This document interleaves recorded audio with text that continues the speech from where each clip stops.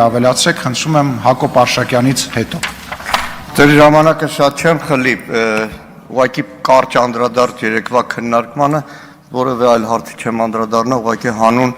արդարության, հանուն պատմության երեք մի մեղադրանք հնչեց դաշնակցական պատգամավորների եւ դաշնակցության հասցեին, որ կուզեի անդրադառնալ։ Կյանքը ինչ հետաքրքիր բան է։ Ամբողջ կյանքը դաշնակցության շարքերում քո զինակից ընկերների հետ պայքարես հանուն մարդկային արդարության, ցեղասպանության միջազգային ճանաչման։ 2006-ին Ստամբուլում Էրդողանի ներկայությամբ քո ժողովրդի պահանջները բարձրաձայնես։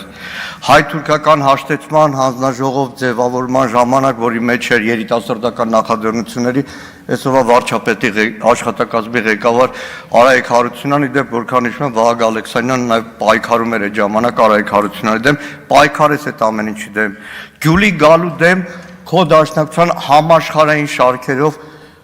պայքար մղես, տասնյակ հարյուրավոր դաշնակցականների հետ հացադուլ անես,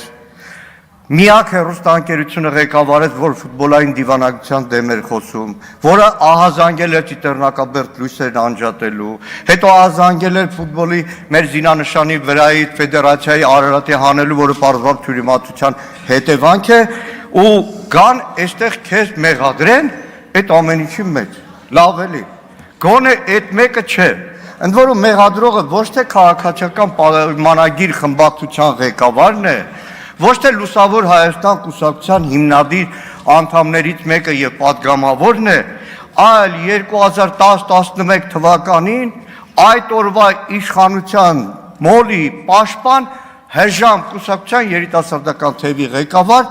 Հայկ Կոնջորյանը։ Այստեղ Պարոն Բաղդասարյանը լավ կհիշի, Հրժամ կուսակցությունը բոլորին էր հայտնի էր, որ իշխանության խոշորագույն գործարարներից մեկի Բարսեղ Բեգլարյանի հովանավորությունն էր վայելում, այսքան շնորհակալ եմ։